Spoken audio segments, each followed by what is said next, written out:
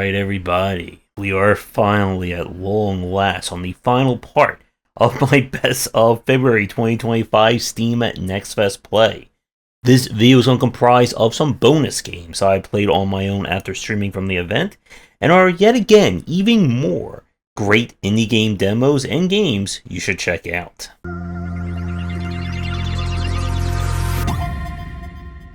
We're starting things off with Cantaloupe Chronicle. This is a point-and-click adventure game where you play as a young woman in a very small town. She is a up-and-coming journalist, and her story she's going to write is going to be about discovering a mysterious body in a lake. And she's going to go all over town and talk to a whole lot of people in order to possibly uncover this mystery. The kind of adventure or puzzle logic here is you're going to be trying to build different stories for the local paper. You'll need to talk to various people, get any important items, and try and find that really perfect spin for the tale. You'll also be able to take photos that you'll be able to use for additional clues and other information along those lines. Now, the main thing that I had with this game is that for a game that's all about taking down notes and finding clues, there's very little in terms of an easy to follow kind of quest log or keeping notes for yourself.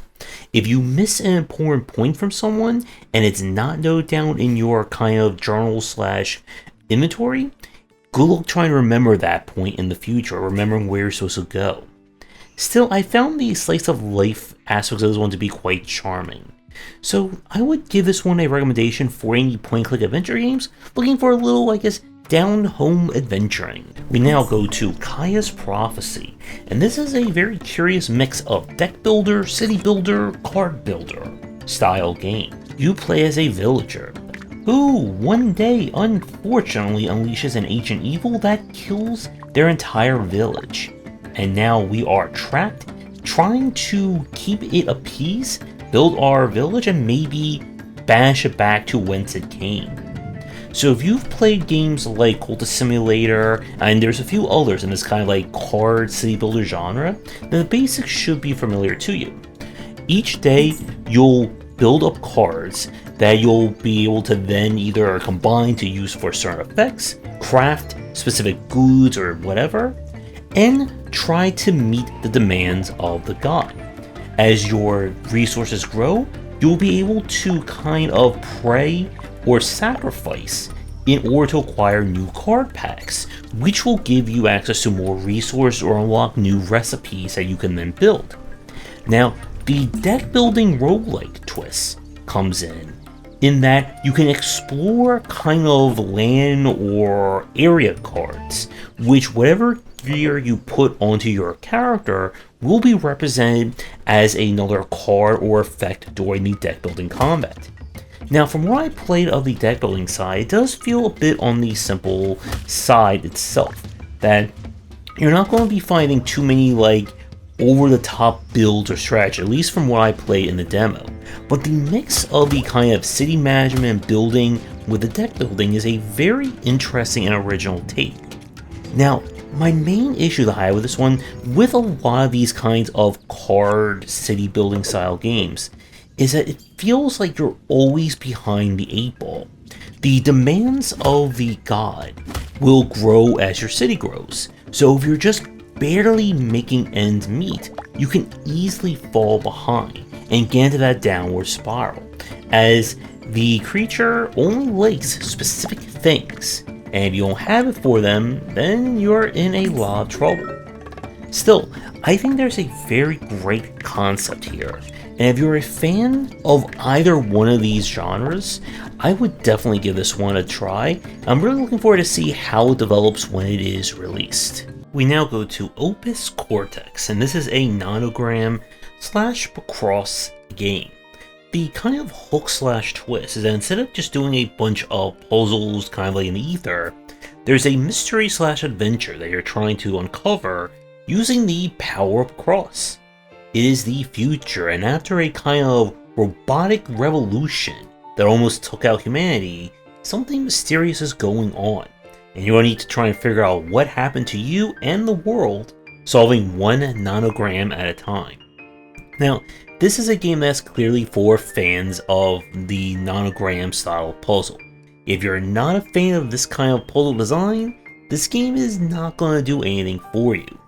I do like kind of the twist of trying to tie a narrative to the puzzle design that's more than just, again, going through a bunch of puzzles and that's it. But again, it's going to be a limited game, but if it does work for you, then this could be one worth checking out. And now we switch to something that is definitely not for casual fans with, and make sure I get this name somewhat right, Touhou, the Unreachable Oneiroborder. This is a bullet hell game where, well, you're going to be flying as lovely ladies, battling lots and lots of other ladies, while screens fill with bullet death. So, from playing this one, they're trying to aim this to be more on like kind of like a first-timer approach, while still having the optional difficulty if you want the ultra-masochistic, everything equals death style of bullet hell. In terms of like any unique elements in this, while you can collect items by running into them, if you fly to the top half of the screen, you'll kind of like magnetize all useful items and power-ups right to your character. In terms of difficulty, the footage that you're seeing is taken on normal difficulty, and I can tell that it can still be fairly challenging. I did not have the bullet hell-ness to try this on the optional higher difficulties. So this is definitely going to be for the bullet hell fans looking for yet another case of pixel precise shooting and hopefully dodging everything coming your way. We now go to Blasted Dice, and this is another in the Balatro style, like engine builder style game, but replace the power of poker and cards with dice. To wit, you'll need to try and match dice up in order to do attacking and defending. Whatever you roll, you can then decide to apply to either offense or defense, which you'll need to avoid damage or just rip and tear through the enemy. You'll acquire a number of artifacts, which can influence things, as well as being able to acquire new dice, as well as other ways of upgrading the different quote-unquote hands. So you can try and go for, using very low roll dice, but they have like super boosts to all their stats, or just roll and try to get those lovely sixes and rip and tear that way. This is again a game much like with Balatro where you're going to win until you lose. If you keep your engine going, you can just destroy anything that gets your way in like 1 or 2 rounds. Fall behind and the enemy is going to hit you really hard and more than likely take you out. I like what I was seeing in this one, but it's hard to tell, at least from the demo, how it's really going to distinguish itself from Balatro and all the other gambling, not gambling style roguelikes that we've seen. Because with the dice, there's only so many variables that you can manipulate to make things interesting. I didn't really see like unusual dice, other than some that are better for offense, some that are better for defense, so it's kind of lacking in that respect. But if you're tired of playing cards and still need that engine fix, maybe you can roll a few dice here and there. We now switch over to Katanaut. This is essentially we combine dead cells with dead space. To wit, we are on a space station. A mysterious outbreak has caused everyone to turn into murderous creatures, and we must hack, slash, and shoot our way to uncover the mystery. The gameplay here is all about high-speed action. You have very limited health at the start, and you'll be able to use sword, gun, and different kind of techniques you can acquire over the course of a run, with the ability to upgrade them if you find duplicate copies of them. As you get through the runs, win or lose, you'll acquire your meta currency that can unlock additional features, permanent upgrades, etc, etc. Now, combat in this one, at least from the demo, doesn't feel as refined, I would say, as with Dead Cells. You see, the enemy tells, at least for the smaller ones, are pretty telegraphed, but fighting some of the larger or more elite enemies, it did feel a bit difficult to try and suss out when the attack is coming, how to avoid it, and that kind of thing.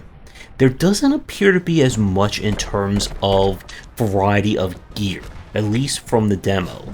When you start a run, you'll decide your kind of sword, and that will essentially be your build for that play. While the different techniques can be more like your different like sub-weapons that you see from other titles. I do think there is potential here if you're looking for another action roguelite in that kind of Dead Cells formula. Now I'm interested to see kind of, I guess, how far the meta progression will go to either alleviate some of the issues I have with it, or provide enough means to kind of really let you hack/slash your way through all the enemies. So if you're in a little action mood and like some sword swinging, then give this one a try. And now we have Artis Impact.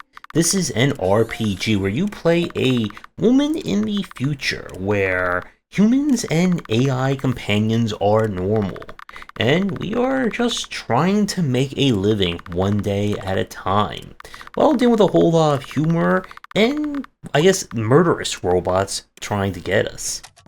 I am in love with the kind of use of different art styles and transition elements from screen to screen. The game is certainly going for more of a humorous look as well. Now, for the combat, it does feel like it's going to be like your standard RPG, where hit enemy with big skill, try to kill them before they kill you, that kind of thing, and I didn't get a chance to see like anything original or different in terms of its RPG mechanics. But the story is interesting, the characters are charming, and the art style is fantastic. If you're in the mood for a stylish RPG, definitely give this one a try, and I'm really curious to see kind of where it will develop in the finished game. We now go to Fumehead, another very stylish and very interesting RPG, this time with more of a deck building focus. You play as our heroes here, who hunt worms down the mysterious underground, but there's something that's causing people to hear strange voices and possibly mutate into something. And we're going to solve this mystery by shooting and killing our way to the truth. This is a very combat-centric game. You'll be able to acquire different gear that you can equip to the different characters. When they level up, you'll be able to decide between different cards, which will represent different play styles. Now, as for the rules of combat, it works like this. At the top of the screen, you see the three kind of bullet shells. They represent different phases. Blue is defense, white is kind of like utility, red is offense. You can only play cards of those specific types during those phases.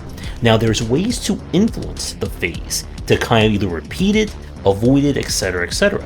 And both characters are completely different in terms of what skills they use, what kind of status effects they're able to play with, and kind of how you're supposed to approach combat with them. Now this one looks like it's going to be on the fairly challenging side. The battles appear to be linear or handmade, this seems to be like a randomly generated game. I love the style of this one, and it has me kind of interested to see how the story will develop. Now, the difficulty of this one is going to be a little bit hard to tell. Each enemy type, of course, has different ways of fighting them, and with this being a deck builder, also means that you're going to be limited based on RNG, on top of what cards you choose from each level up. I don't know if there'll be additional systems in terms of being able to buy new cards, upgrade cards, change things around like that. Or this will be more focused on kind of like a linear story, and the deck building may be second down the line. But a very interesting and original take on both, and as I said, another game that I really want to check out when it is released. So, yet another game for the RPG fan, this time looking for one with a little bit more card play to it. And at long last, we come to our final game of our Next Fest showcase with Starless Abyss. This is a deck building kind of strategy or tactical RPG. It is the future, and Lovecraftian monsters have invaded our reality and are tearing it apart. And it's going to be up to a combination of science and the occult to drive them out of our universe. In this one, you'll build your party out of a mix of ships with a limit of 3 that you can equip. each kind of ship species or ship type has different stats relating to how much damage you can do, how much you can move, health, that kind of thing, while the cards or your deck are tied to your different ships. Now, the amount of energy or your cost per turn is universal, so you can't just have one ship kind of use all your cards and then you move on to the next one. The different builds here are going to be related to being able to do different kinds of damage based on range and movement, as well as acquiring different artifacts, as well as things you can equip onto your ships to give them unique properties and bonuses. There's this kind of like manipulating reality system where you use dice to influence different random events that can show up. Now, as for the deck building side, you'll need to manage your ship's ability to use multiple attacks. They have like a cooling period or the engine can overheat. And one of the things I did find a little bit tricky is that because space is, well, space, it's a lot harder to kind of block enemy attacks or kind of shield a weakened ship from everything just rushing around and blasting with lasers, Lovecraftian appendages, and more. I love the look of this one, especially the art style, and from my time with the demo, it looks like there will be quite a lot of ways of building your different decks and finding some very unusual and crazy card combinations to destroy and break your opponents. As with our last few games, another one that I really want to see kind of where we'll lead in the main one or when it is released, and an easy recommendation, this time for the deck building fans in the audience. And with that, we are at long last done with Next Fest February 2025 coverage. It's only almost the end of March by the time this video goes up. So I hereby request no more video games should be released for the next, I would say, at least 6 months to help me relax. That would be great. What were some of your favorites from the event? What are some of your favorites that I somehow managed to cover or miss? Let me know down in the comments, and we'll take your game for a future showcase when I'm finally recovered from all this Next Fest thing. Be sure to get in touch. And with that, I will say goodnight and leave you all to look at all these demos that we covered. Thanks for watching, and a special thank you to our Patreon supporters. If you enjoyed the video, do the YouTubing stuff, be sure to visit our Discord and Patreon, and you're interested in more in my thoughts on design, check out my game design books.